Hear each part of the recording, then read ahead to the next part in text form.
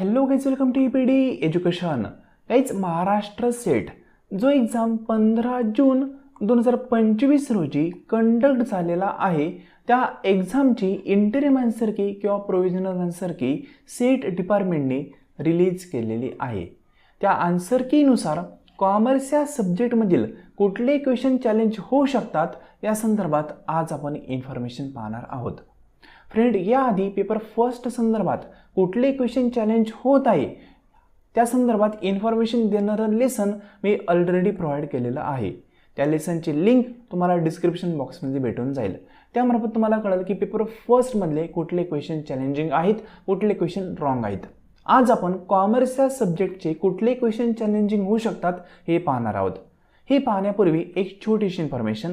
MS set exam 2026 म्हणजे next MS set exam जो conduct केला जाणार आहे, त्या एक्झामिनेशनमधील पेपर फर्स्ट ॲज वेल ॲज कॉमर्स या सब्जेक्टचा एक डिटेल कोर्स आपण सुरू करणार आहोत. त्यामध्ये पेपर फर्स्टचा आणि कॉमर्सचा पूर्णपणे सिलेबस तुम्हाला कंप्लीट करून दिला जाणार आहे.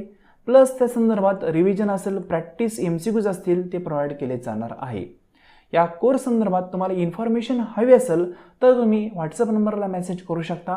व्हॉट्सअप नंबर आहे 9011 36 20 82.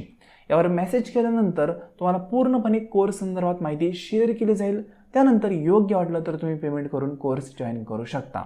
जे विद्यार्थी कॉमर्सचा कोर्स जॉईन करतील त्या विद्यार्थ्यांना पेपर फर्स्टचा डिटेल कोर्स हा फ्रीमध्ये अवेलेबल करून दिला जाणार आहे. कुठलेही एक्स्ट्रा चार्जेस त्यांच्याकडून घेतले जाणार नाही आहे. ठीक आहे, म्हणजे फक्त कॉमर्सचा कोर्स लावला तर पेपर फर्स्ट हा फ्रीमध्ये तुम्हाला प्रोव्हाइड केला जाईल. फ्रेंड, इन्फॉर्मेशन हवी असेल तर नंबरला मेसेज डेफिनेटली करा. ठीक आहे, तर आज आपण MS सेट एक्झाम 2025 संदर्भात कॉमर्स या सब्जेक्ट संदर्भात कुठले क्वेश्चन चॅलेंज होऊ शकतात ते पाहणार आहोत. तर या ठिकाणी कॉमर्सचा जो क्वेश्चन पेपर आहे तो मी ॲड केलेला आहे, सेट A आहे. तुमच्याकडे सेट वेगळा असेल तर क्वेश्चन खालीवरती असू शकतात, पण क्वेश्चन तेच असतात.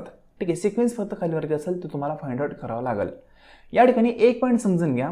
आज आपण जे पण क्वेश्चन डिस्कशन करणार आहोत ते सर्व क्वेश्चन कुठं ना कुठं विद्यार्थ्यांनी मला शेअर केलेले आहेत. त्याच क्वेश्चनचा ओव्हरव्ह्यू आपण या ठिकाणी पाहणार आहोत. विद्यार्थ्यांनी जे स्क्रीनशॉट शेअर केले ते, काहींनी कमेंट बॉक्समध्ये कमेंट केले त्याच्या बेसवर तो पर्टिक्युलर क्वेश्चन चॅलेंज होऊ शकतो का नाही हे आपण पाहणार आहोत. तुम्हाला कॉमर्स संदर्भात कुठले क्वेश्चन अदर कुठलेही चॅलेंजिंग वाटत असतील तर कमेंट बॉक्समध्ये तुम्ही कमेंट करा.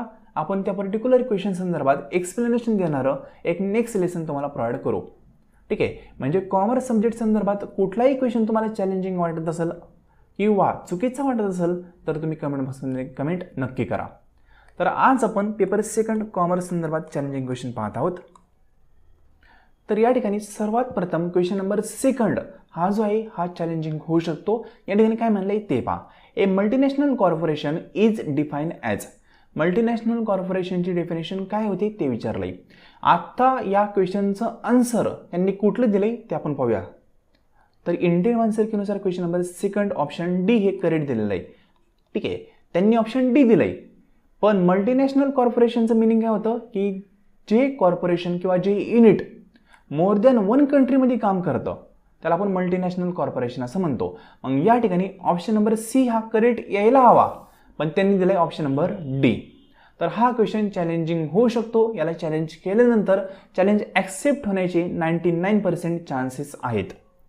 ज्या विद्यार्थ्यांनी ऑप्शन नंबर सी दिलेला आहे पण आत्ताच्या आन्सर कीमध्ये ऑप्शन डी दिसतोय तर असे विद्यार्थी त्या पर्टिक्युलर क्वेश्चनला चॅलेंज करू शकतात. ठीक आहे, सिंपल काय करायचं, तुम्हाला लॉग इन करायचं आहे वेबसाईटवर जाऊन. लॉग इन केल्यानंतर तुम्ही पर्टिक्युलर क्वेश्चन संदर्भात वेगवेगळे वेबसाईट असतील त्यांची इव्हिडन्स कलेक्ट करून पर्टिक्युलर क्वेश्चनला जॉईन करू शकता. मल्टीनॅशनल कॉर्पोरेशनची डेफिनेशन डायरेक्टली ऑप्शन सी मध्ये दिसते आपल्याला, बरोबर ना. पण ऑप्शन डी त्यांनी दिलाय म्हणून हा क्वेश्चन चॅलेंज होईल. 2 नंबरचा क्वेश्चन. आता त्यानंतर नेक्स्ट जो क्वेश्चन आहे तो म्हणजे 32 नंबरचा. सर्व क्वेश्चन विद्यार्थ्यांनी शेअर केलेत तेच फक्त ॲड केलेत. या ठिकाणी कुठलाही क्वेश्चन रँडमली ॲड केलेला नाही. ठीक आहे, विद्यार्थ्यांनी शेअर केलेले आहेत तेच आपण ॲड केलेत. या ठिकाणी काय म्हणले पहा. Market value of a firm is the result of. म्हणजे फर्मची मार्केट व्हॅल्यू आहे. ठीक आहे, ही कशाच्या बेसवर असते तर बेसिक. या ठिकाणी आन्सर कीनुसार कुठला ऑप्शन दिलाय ते पाहूया. 32 नंबरचा क्वेश्चन म्हणजे या ठिकाणी 32 आहे पहा, दिसेल का 32. 32चं बी दिले त्यांनी. ठीक आहे, आता बी ऑप्शन काय म्हणते पहा, वर्किंग कॅपिटल डिसिजन. हे कुठं ना कुठं पूर्णच चुकीचं आहे असं आपण म्हणू शकत नाही, पण या क्वेश्चनचं जे ऑप्शन करेक्ट आहे ना ते करेक्ट ऑप्शन डी यायला हवं. Most appropriate option number D आहे, पण त्यांनी कुठले दिलंय, त्यांनी दिले ऑप्शन नंबर बी.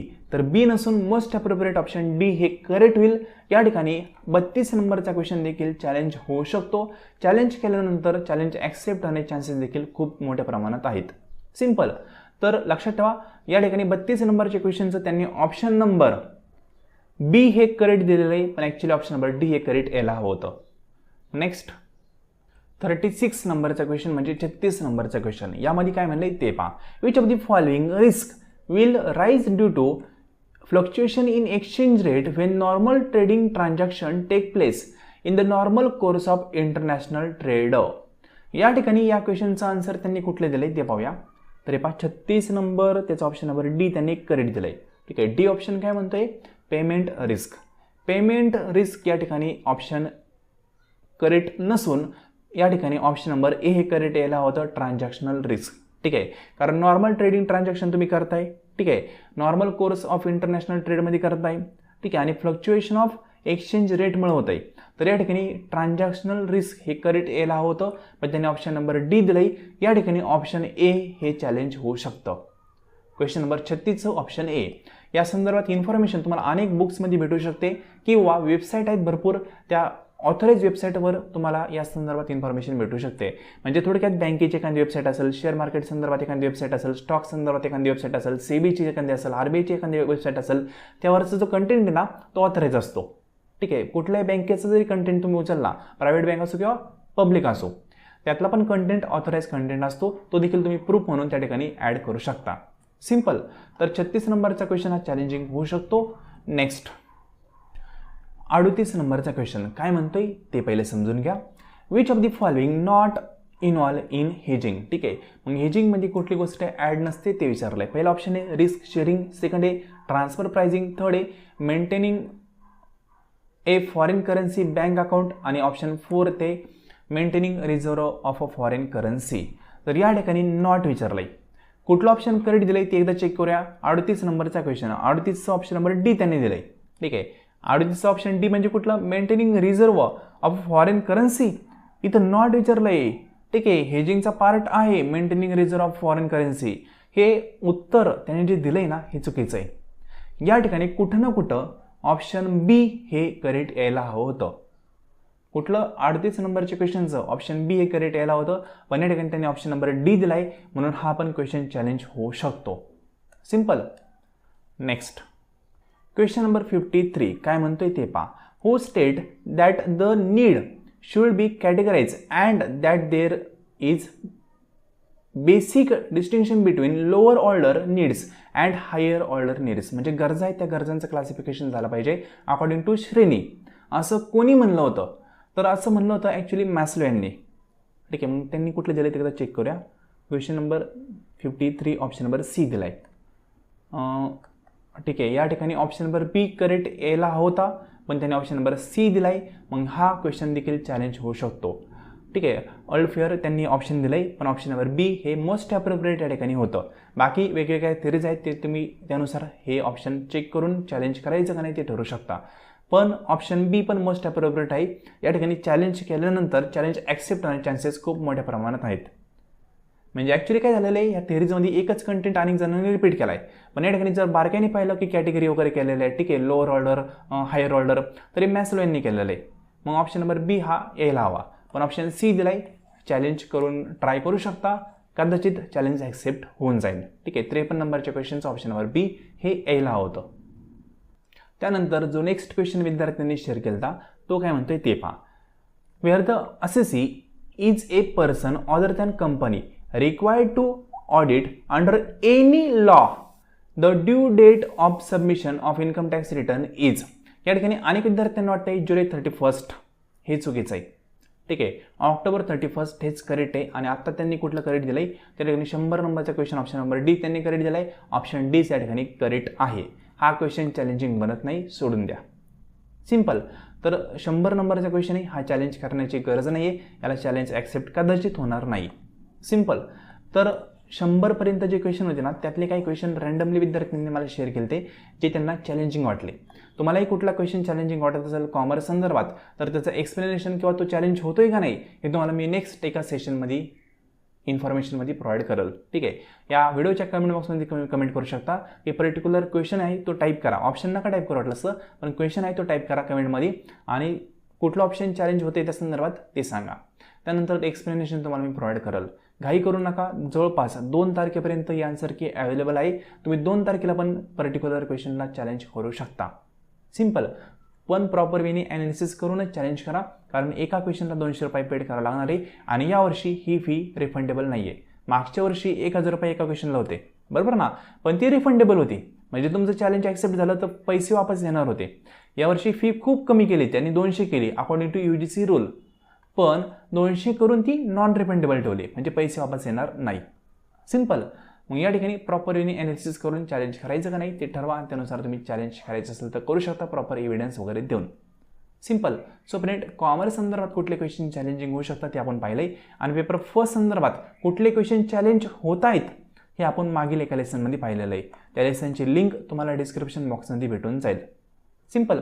तर फ्रेंड, ज्या विद्यार्थ्यांना कॉमर्स या सब्जेक्टचा कोर्स जॉईन करायचा आहे त्या विद्यार्थ्यांनी या नंबरला मेसेज करा. मेसेजनंतर तुम्हाला इन्फॉर्मेशन शेअर केलं जाईल. त्यानंतर योग्य वाटलं तर पेमेंट करून तुम्ही कोर्स जॉईन करू शकता. डिटेलमध्ये कॉमर्सच्या सब्जेक्टचा सिलेबस तुम्हाला कव्हर करून दिला जाईल. सिम्पल.